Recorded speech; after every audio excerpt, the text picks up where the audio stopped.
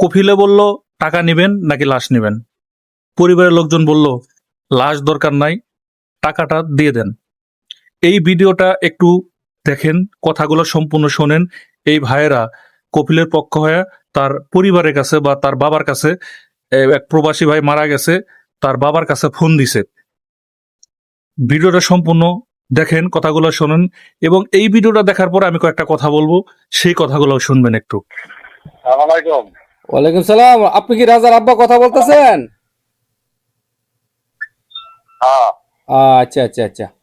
এখন আপনার ছেলে তো দুবাইয়ে গতকালকে মারা গেল, আপনি জানেন, অলরেডি খবর পাইছেন, আমরা বলছি, ঠিক আছে না? এখন কথা হইছে আপনাকে দুইটা কথা জিজ্ঞাসা করার। আপনার ছেলে যদি চান, তার মানে আপনার ছেলের যদি দেহ চান, তাহলে টাকা পাইবেন না। আর যদি বলেন যে আপনার ছেলের দরকার নাই, টাকার দরকার, তাহলে অনেক টাকা পাইবেন। তখন কথা বুঝছেন না বা কুমু? আপনার ছেলের দেহ যদি চান, মানে আপনার ছেলের লাশ চাইলে লাশ পাইবেন, টাকা পাইবেন না।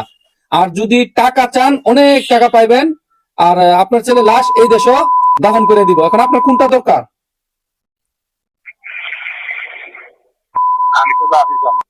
আচ্ছা, তো তাহলে আপনার লাশ দরকার, টাকা দরকার নাই নাকি? আমি বাসায় যাইতেছি, আমি সবার সাথে বুঝতে রেখেছি। আচ্ছা আচ্ছা, আপনি সবার সাথে বুঝে তারপরে আমাদের জানান। আমি আবার আপনার কতক্ষণ পরে কল দিতাম? আধা ঘন্টা পরে না 1 ঘন্টা পরে? আধা ঘন্টা পরে দিন। ওকে ওকে ওকে ওকে ওকে। আপনি কি কাউকে চান নাকি? জি জি জি জি জি জি হ্যালো ভাই। জি জি জি জি জি। আচ্ছা ওকে ওকে ওকে। আচ্ছা তার আব্বারে ফোন দেওয়া হয়েছে, তো এখন তার আব্বা বাড়িতে পরামর্শ করে বলবো টাকা লাগবো নাকি লাশ লাগবো। তো আমরা এখানে অনেকেই খারাপ লাগতেছে।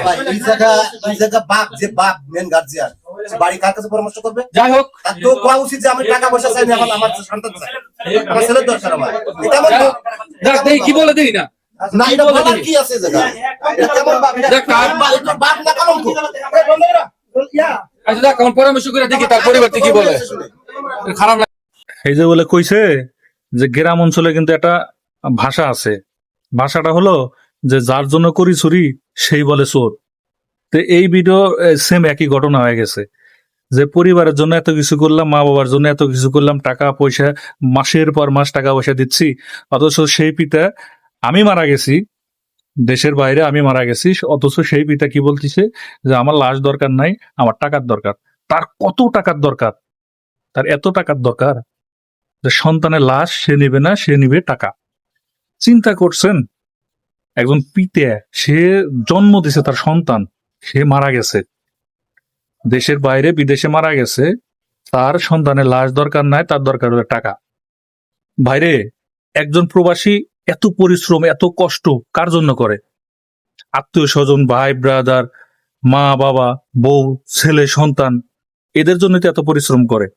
এখন এই প্রবাসী ভাইটা বিদেশে গিয়ে, দেশের বাইরে গিয়ে সে দিনের পর দিন পরিশ্রম করতেছে, কষ্ট করতেছে, তার কষ্টে অর্জিত টাকা, সম্পদ সে তুলে দিচ্ছে তার বইয়ের হাতে বা তার বাবার হাতে, বাবার কাছে পাঠাচ্ছে। এই পরিশ্রমের টাকা তারা আরাম আয়েসে সুন্দর করে তারা খরচ করতেছে। এই যে দেখেন, এই ভিডিওটা থেকে কি বুঝলেন?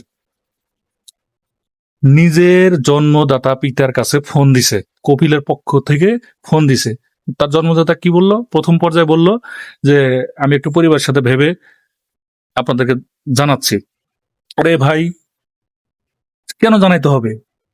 এটা কেন জানাইতে হবে? পরিবারের সাথে ভাবতে হবে কেন? আমি তো চোখ বুঝে উত্তর দেব যে আমার সন্তান চাই, আমি টাকা চাই না। আমার ছেলে মারা গেছে, আমার ছেলের লাশ চাই, আমি লাশ আমি দেখতে চাই। এটাই তো বলা উচিত ছিল।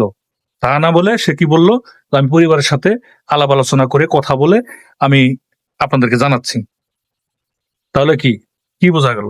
তার সন্তানের লাশের চাইতে, সন্তানের চাইতে সন্তান যে টাকাগুলা ওখান থেকে পাবে, এই টাকার প্রতি তার প্রচুর লোভ।